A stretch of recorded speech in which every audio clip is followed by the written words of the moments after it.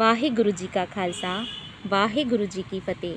संगत जी, छत्तीसगढ़ बिडियोबाड़ी में बन रहे नानक गुरु कलगीधर गुरुद्वारा साहिब के संघर्ष की कहानी को हम आगे बढ़ाते हैं। सन 2016, 17, 18, 19, 20 इन 5 सालों में सरकार के द्वारा मुझ पर बहुत अधिक ज़्यादा दबाव डाला गया।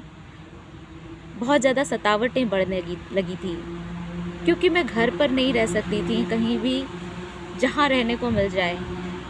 इन सालों में मेरी ज़िंदगी इस तरीके से बीत रही थी। इन सतावटों की वजह से मैं कहीं भी अपने आप को सेफ और सुरक्षित महसूस नहीं कर रही थी।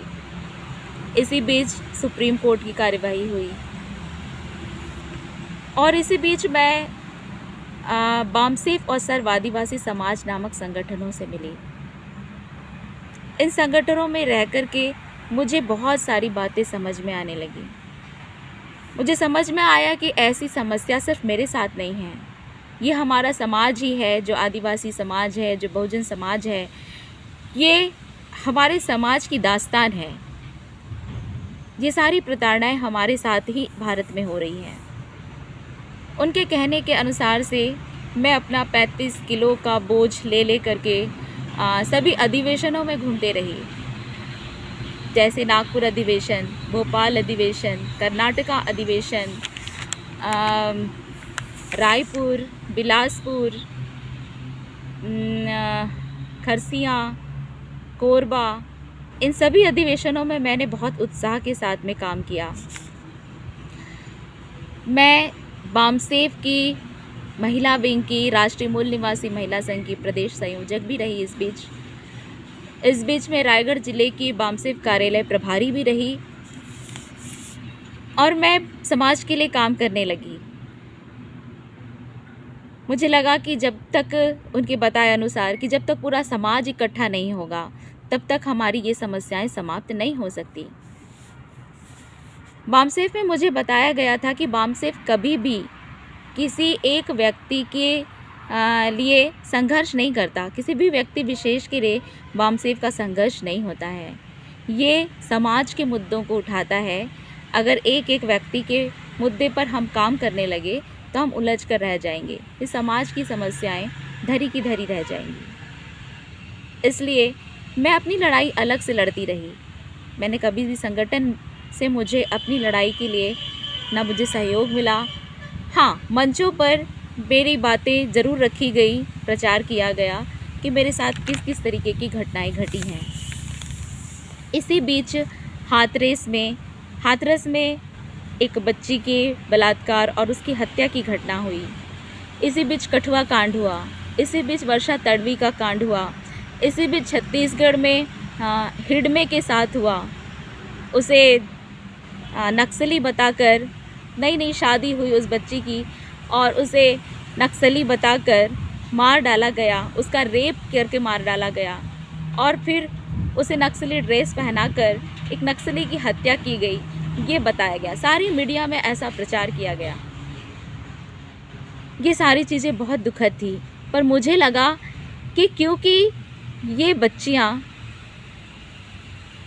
ऐसी घटनाओं के बाद में वो मर चुकी हैं, वो अपने लिए आवाज़ नहीं उठा सकती हैं, इसलिए शायद उनका मुद्दा समाज का मुद्दा बना।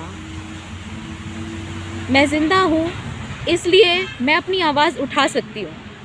इसलिए मेरे लिए आवाज़ उठाना ये समाज का मुद्दा नहीं था।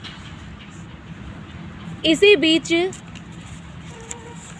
पूंजीपथरा में, छत्तीसगढ़ में ही, जहाँ हमारा बिडियोबाड़ी का गुरुद्वारा बन रहा है, इस ज़मीन भी उसी पिंड के अंदर आती है, जहाँ स्केनिया कंपनी के लिए पर्यावरण प्रदूषण स्वीकृति की पब्लिक हियरिंग सरकार के द्वारा रखी गई थी। पर्यावरण संरक्षण मंडल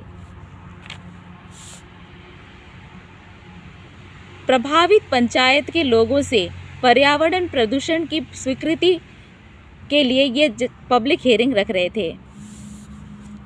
यह प्रदूषण यहाँ के जनजीवन के लिए बहुत ज़्यादा घातक था। यहाँ के पेड़ पौधे, जंगली जानवर, इंसान सभी कुछ इससे बहुत ज़्यादा प्रभावित होते। इसलिए इसका विरोध मैंने शुरू किया। इसके विरोध के लिए मैंने रायगढ़ मिनी स्टेडियम में एक बड़ा कार्यक्रम रखवाया। सभी तरफ लोगों को मैंने इनवाइट किया कि वो हमारे गांव में इस कंपनी के विस्तार को रोकने के लिए हमारा साथ दें। और प्रदेश में ये पहली बार हुआ कि कोई कंपनी के फेवर में होने वाली पब्लिक हियरिंग स्थगित कर दी गई। पुलिस सुपरिटेंडेंट ने मीडिया को उस समय ये स्टेटमेंट दिया कि पुलिस फोर्स की कमी होने की वजह से हम इस पब्लिक हियरिंग को स्थगित कर रहे हैं, स्टे कर रहे हैं। इसके बाद मैंने पुलिस पर ये बात उठाई कि पब्लिक हियरिंग में सरकार पुलिस का इस्तेमाल करके हम प्रभावित ग्राम के लोगों को पब्लिक हियरिंग में विरोध करने से रोकने के लिए सरकार पुलिस का इस्तेमाल करती है तथा प्रवासी मजदूरों का इस्तेमाल करती है इस पब्लिक हियरिंग में कंपनी के फेवर में अपनी बात रखने का मौका उनको देती है। और हमारी ज़मीनें, हमारी सांसें सरकार हमसे छीनती है, जिस सरकार को हम खुद चुनते हैं।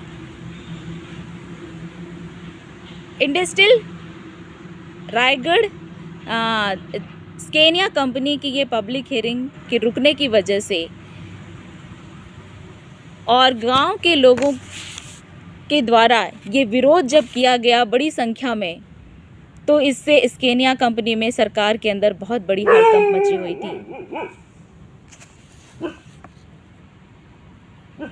इस तरह से बीडियो बाड़ी को, इस ज़मीन को बचाने के लिए संघर्ष आज तक चलते आ रहा है।